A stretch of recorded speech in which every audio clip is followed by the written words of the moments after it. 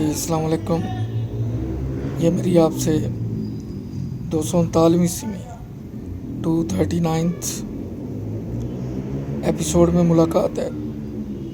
میرا channel subscribe کریں, corona سے احتیاط کریں. اس ایپیسوڈ میں تھوڑی سیاست پہ بات ہوگی. آج کل نیب کے ادارے کی خبر گرم ہے ہر طرف. جو معزز سپریم کورٹ نے فیصلہ سنایا ہے کہ بہتر ہے اس ادارے کو ختم کر دیا جائے. ویسے بھی چھوٹے لوگ تو اس کی پکڑ میں آ جاتے ہیں, بڑے لوگ صاف بچ کے نکل جاتے ہیں. صوبے مرکز کے مقروض ہیں, مرکز بیرونی دنیا کا مقروض ہے, وابڈا مقروض ہے, اسٹیل مل مقروض ہے, پی آئی اے مقروض ہے. یہ ایسے ہی ہے کہ آپ کو اگر 10 لاکھ اینٹیں چاہیے تو لازمی بات ہے جو بٹے والا ہے وہ زمین سے مٹی کھودے گا, پھر آپ کو اینٹیں بنا کے دے گا. اور جب 4 منزلہ 3 منزلہ بلڈنگ کھڑی ہوگی, جو جتنی اونچی بلڈنگ کھڑی ہوگی اتنا بڑا کھڈا ان کھیتوں میں بن گیا ہوگا. یہ نظام ہے اور یہ فیکٹ ہے. اس طرح ان امیر لوگوں کے, ان اثر و رسوخ رکھنے والے لوگوں نے جس طرح مار داڑ کی, بیرون ملک اپنی پراپرٹیاں بنائیں, پاکستان میں پراپرٹیاں بنائیں, تو ظاہر ہے کہیں نہ کہیں تو کھڈا پڑنا تھا.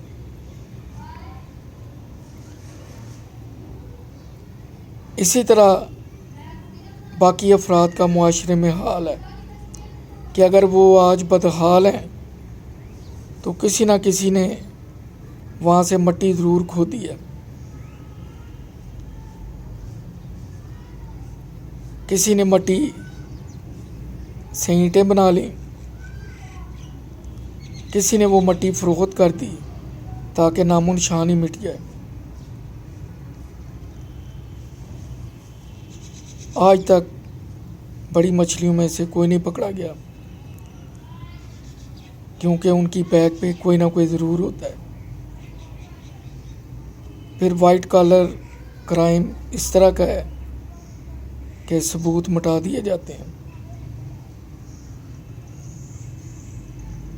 اداروں کی تذلیل کی جاتی ہے کہ یہ جو بھی کیس بناتے ہیں جھوٹا بناتے ہیں, اور ٹی وی پہ میڈیا پہ لوگ سن کے واقعی کہتے ہیں کہ ادارہ جھوٹا ہے. حالانکہ ادارہ جھوٹا نہیں ہوتا. جو چور ہوتے ہیں صرف ایک جگہ آ کے انویسٹیگیشن پہ کام ختم ہو جاتا ہے. وہاں سنسیئر بندے نہیں ہوتے, وہ بچ نکلتے ہیں. اگر کوئی بھی چور نہیں ہے, اگر کسی نے بھی ہیرا پھیری نہیں کی, تو پاکستان اتنا مقروض کیسے ہو گیا؟ اگر سارے کہتے ہیں کہ میں نے کچھ نہیں کیا, تو جو ہوا ہے وہ کس نے کیا ہے؟ وہ اس نے کیا ہے جو نشاندہی کرتا ہے. اسے کہتے ہیں تم مت بولو, تم اپنا منہ بند رکھو, وگرنہ تمہیں بھی پھنسا دیا جائے گا. اس طرح وطن عزیز کے اربوں کے قرضے سارے غلط ہاتھوں میں اور کرپشن کی نظر ہو گئے. وہی لٹکتی بجلی کی تاریں, وہی ٹوٹی پھوٹی گلیاں, وہی ابلتے ہوئے گٹر. اور جب بھی کسی کو پکڑتے ہیں 5-6 ماہ ڈیٹیکشن میں رکھتے ہیں, اس کے بعد وہ پہلے سے زیادہ بہتر دھل کے لانڈی سے صاف ہو کے آ جاتا ہے, بلکہ اسے لائسنس مل جاتا ہے. وہ کہنے میں حق بجانب ہوتا ہے کہ دیکھ لو مجھے انہوں نے 1.5 سال پکڑا لیکن کچھ بھی نہیں نکلا. اگر کسی سے بھی کچھ نہیں نکلتا, جیسے کہ قتل میں کہتے ہیں جی شک کا فائدہ دے کے بری کر دیا, چلو جس کو بری کیا شک کا فائدہ دیا, لیکن وہ قاتل کہاں ہے جسے کسی نے پکڑا نہیں؟ اس کو تو آپ نے چھوڑ دیا، ٹھیک ہے، بے گناہ تھا، شک کا فائدہ دے دیا. اب ان انویسٹیگیشن والوں کو پکڑ کے اندر پھینکو جنہوں نے یہ کیس بنایا، درج کیا. ان سے پوچھو کہ اصل ملزم کہاں ہیں. جو اصل ہوتے ہیں وہ بڑے تیز ترار ہوتے ہیں، وہ پلاننگ کے تحت کام کرتے ہیں، سب بچ کے نکل جاتے ہیں. اس طرح بے گناہ 20-20 سال سزائیں کاٹتے ہیں. جب بری ہوتے ہیں تو ان کی جوانیاں لٹ چکی ہوتی ہیں، ان کے بوڑھے والدین اللہ کو پیارے ہو چکے ہوتے ہیں، بچے ان کے رل گئے ہوتے ہیں. قانون تو سارے ہیں لیکن ماڑے بندے کے لیے ہیں، غریب کے لیے. وہی پولیس، وہی ادارے جو مخبر کا دم بھرتے ہیں، اس کی بیک پہ ہوتے ہیں، وہی مخبر ایک دن ان کے لیے عذاب بن جاتا ہے. وہی ان کو بلیک میل کرتا ہے.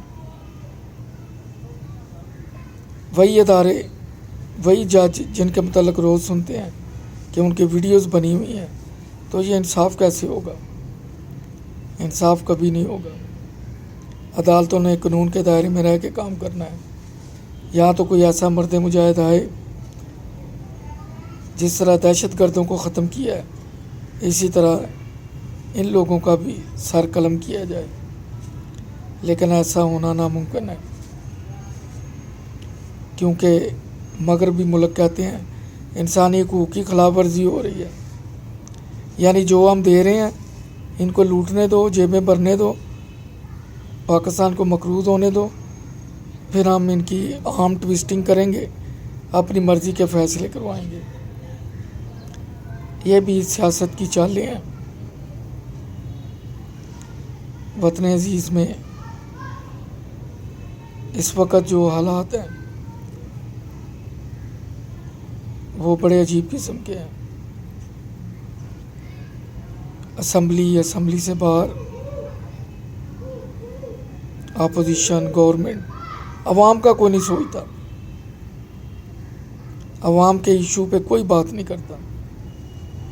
آج بھی چینی والے، آٹے والے، پیٹرول والے موجود ہیں، لیکن کوئی بھی پکڑا نہیں گیا. یہاں تو 10 کیمرے چل رہے ہوں تو ملک کی وزیر اعظم قتل ہو جاتی ہے تو اصل ملزم نہیں پکڑے جاتے، حالانکہ CCTV کیمرے لگے ہوتے ہیں.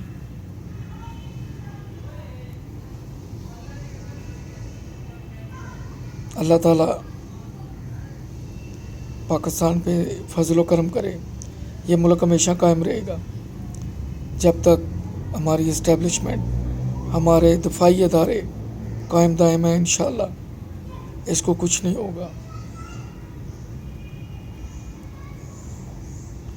ان کا وجود سلامتی کی گارنٹی ہے. ہمارے جوان سرحدوں پہ شہید ہوتے ہیں، لیکن ایک ایسا اندیکھا بھی ہے جو ملک کے اندر ہے، جو بجلی چوری کرتا ہے، جو گیس چوری کرتا ہے.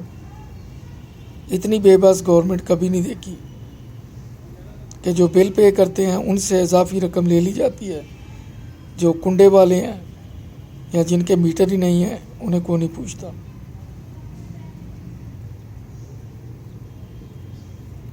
جو گورنمنٹ لوگوں کا سوچنے لگتی ہے اس کی ٹانگ کھینچ کے اسے باہر پھینک دیا جاتا ہے، اور کوئی ایک نئی گورنمنٹ بنا دی جاتی ہے جس کا پتہ ہوتا ہے کہ یہ کرپٹ ہے. اس کو اندھا دھند قرضے بھی دیے جاتے ہیں کہ یہ لو پتر، کھاؤ پیو، نشہ کرو، موج کرو، پے تو تمہارے عوام نے کرنا ہے. اللہ تعالیٰ کوئی نئی قیادت ایسی سامنے لائے، یا پرانوں میں سے کوئی ایسے بندے سامنے آئیں جو پاکستان کے ہمدرد ہوں.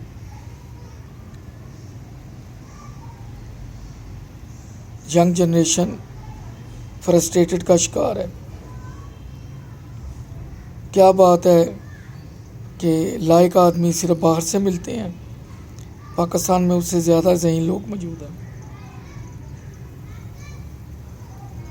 جب کیبنٹ میں یا کسی ادارے میں